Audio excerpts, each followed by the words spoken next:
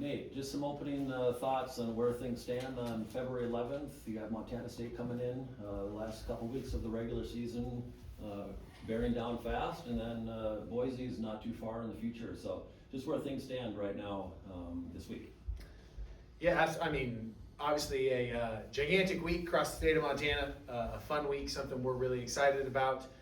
In terms of through the course of the season, getting down to the most important time of year, need to be playing your best basketball, and that's probably where we're focused at. Just coming off a disappointing week and a disappointing stretch of games, just want to get back to playing better basketball, building towards being our best when we get to Boise. And obviously, this is a fun piece of that, playing the rival at home in preparation for being at our best when our best is needed. So really excited about the opportunity our kids have to get back on track. Obviously, it's one of those things where you work on things, but this is such a unique style that you're about to go up against that it's almost like its own thing, where you're not necessarily even building towards other games because it's such a unique style on the offensive end. Yeah, just trying to get back on track after a hot stretch and then cooling off a little bit and trying to get back on track for Boise. Avery, you obviously kind of had a breakout game in this matchup in this building last year. Just what do you remember from that matchup, and just kind of how do you feel like that kind of fueled your confidence going forward through the rest of your freshman season? Yeah, for sure. I think just being in front of the home crowd and experiencing the Griz Cat game for the first time, especially when we played here, it's our first time playing them. It was just really exciting. I mean, I didn't expect to play like how I played, but just showing up and doing the best I can every chance I get. Nate, obviously getting back for this matchup with the Cats, just how do you feel like that's going to impact the team's ability on both offense and defense? I mean, I think most of the impact is on the offensive end because she's just somebody who's probably, if you were even to just ask our kids who's the most comfortable in handling the ball, as somebody's just hounding them up and down the floor, she would probably volunteer and say she's the most comfortable in that setting. But obviously the games when we were good against them last year, she had the ball a lot and made plays for a lot of people, both at home and then obviously in Boise last year. And so it's a great chance for us to have somebody that feels really good against pressure, which helps other people feel more confident because they don't have it all the time. So we're excited to have her back. Obviously, we've got to keep growing through that and play better basketball, but she's somebody who's so comfortable and so adept at handling pressure and playing against pressure that it should obviously help us a great deal. And obviously she's been back for a few games, but 28 against Idaho State last week. Just how do you feel like kind of having that type of game before a rivalry game can kind of fuel confidence and kind of get her back into her groove a little bit? Yeah, I mean, it was a great performance for her. Wasn't the best performance for our team, so we're mostly concerned with how does our team play better basketball. Yeah. Having 40 and losing or having 30 and losing isn't what we're about as a program. So I'm really happy for Mac that she's feeling more comfortable. We have to figure out how that involves more people and ends up with us having one more point than the other team there. But obviously you can see that her explosiveness is coming back, her ability to score is coming back. We've got to translate that into, I said, having one more point than the other team on any given night. Coach, I think Idaho got off to like a 20-2 start on you guys, and MSU had a big start against you guys too. So just when it comes to just getting ready, getting off on the right foot on tip-off, just what goes into that? I think if I had the perfect answer, we wouldn't have gotten off to those starts. I think some of it's dealing with young people, and just there's a lot of factors that go into these games, and I think that it can really be really easy to think, oh, this is a gigantic game. This is, because you play against Idaho. I don't even want to say arguably, they're playing the best in our league right now. So that's obviously a game where you're like, oh, we got it. Great. They're so good right now. And obviously any rivalry game, especially on the road, is going to add that extra layer. So we've got to learn to handle those nerves and learn to handle the emotion or the intensity of the situation without it interrupting our execution. But we got some good looks. We've got to start the game better defensively. Again, I'm proud of our kids for fighting back in that environment. Right, 20-2 can turn into 41-16 in a hurry. I've lived it. So for our kids to get it back under 10 at half, was a huge step in the right direction. But we've got to start games better. We've got to start on the defensive end better in every game, but especially these bigger games against some of the teams that are playing the best at the moment. And then what goes into kind of limiting the turnovers? So they're so good at, turning defense and offense. I think they forced over 30 on you last time. So just what goes into that? Yeah, I think a lot of it is playing with good spacing, I think the next piece of it is playing through contact, if not even initiating some of the contact. We have to play with better leverage. If you allow them to take the space and you feel bumped, you immediately think it's a foul. It's not a foul. You're just not taking the space, they're taking the space. So we've got to play with better leverage against that, and just try to keep a level of calm and a level of this is what we're looking for, rather than getting sped up, especially between the ears. You can get really sped up and start seeing ghosts out there, and the ball's flying, and you just need to settle in and understand, okay, this is what we're looking for here. And again, play with that leverage, because it's going to be a physical game. We need it to be a physical game. It's one of those things that I joke with our staff and our kids sometimes, like, do you want them to call every foul on our end too? Like, that's not what we need. So we've got to be able to play with some leverage, play through some contact, especially as you're handling the basketball, and get it to the spots it needs to get to.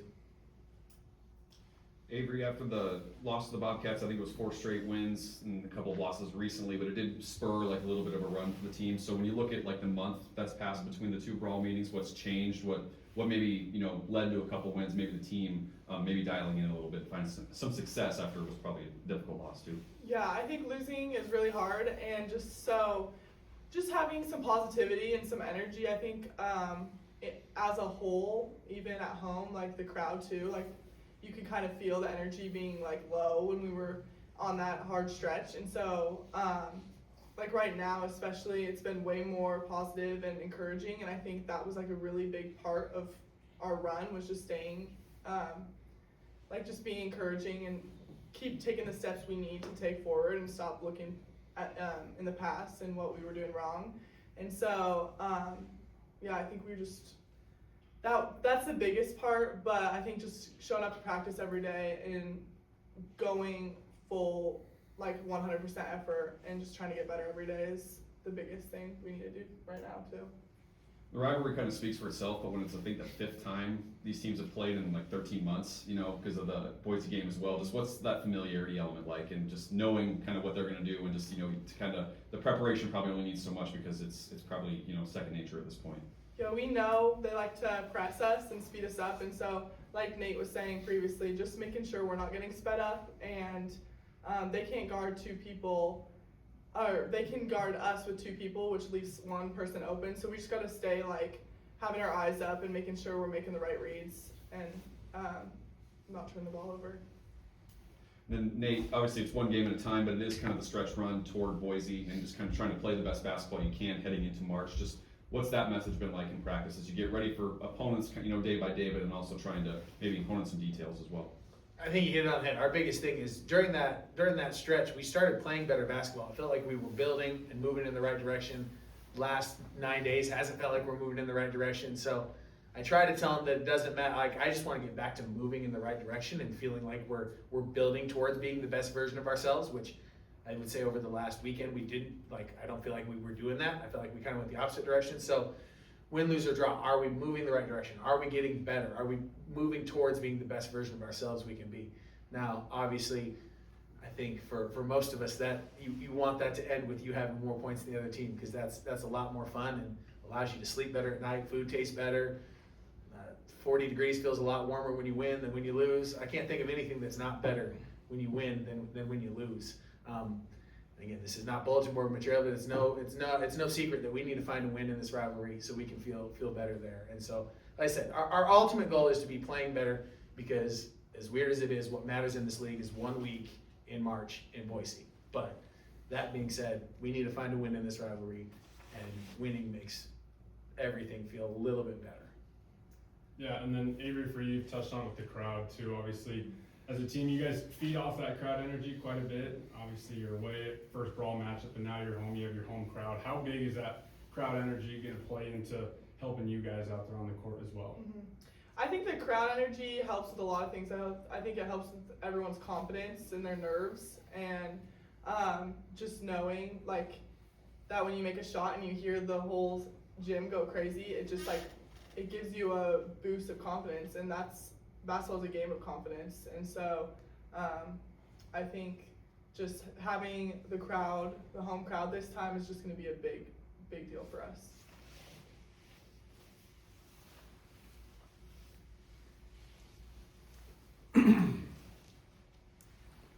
Nate Jameson Phillip got downhill pretty well in the last matchup. What do you hope to change defensively, or how do you hope to mitigate that element of the game? I think we have to do a better job of being a little bit more physical with her. I think we played with the right gap. I think we played in the right spots, but as she got closer, excuse me, we stayed away from her a little too much, which allowed her to get really close and then use her swivels and use her pivots and get to some shots that were that she felt really good about. But again, I don't know that. I think the other part is we have to do a better job of squaring her up a little bit more and not giving her direction. She's just so fast in either direction there. So I think that again, being a little more physical off the bounce and then trying to square her up a little more will help us just keep her away from the painted area a little better where she's so tough. I'm writing a story about the Class C kids that are going to be playing this rivalry. You got one, there's a couple on Montana State, there's one in the men's game too. You're a small town Montana guy, so what do you think's allowed at least Dre Wacker to be able to be somebody that can play Division I basketball, compete at this level? Yeah, I think for a lot of those Class C kids, Drea included, I think it's once it clicks for them that the same swagger that got them there is going to be what helps them here. I think they can get to the big city, and again, I can only speak on Dre's experience because I think like Taylor, she's a Class C kid, but she spent a lot of time in Billings, whereas Dre was out in Millstone a lot. They had one restaurant, so I think they get to the big city. And there's so many things that are different than how they grew up, and there's so many, and the game looks so different. And rather than having like one matchup every month where it's like, oh, they might have a good player, it's like every night there's somebody who's athletic. But once you realize that it's just the same work that got you here is going to get you through it, and that same swagger you had when you were, scoring 40 on circle is the same swagger you need to have to try and make an impact in the game against Eastern Washington. And so. Again, I think it's a journey for a lot of those kids, but again, I coached another one over there that ended up being a Big Sky Conference MVP in Peyton Ferris. That was kind of the same thing. That took her a couple of years, but once they figured out and understanding that it's just the same level of work, right? What made you good in the first place? Work. What's going to make you good here?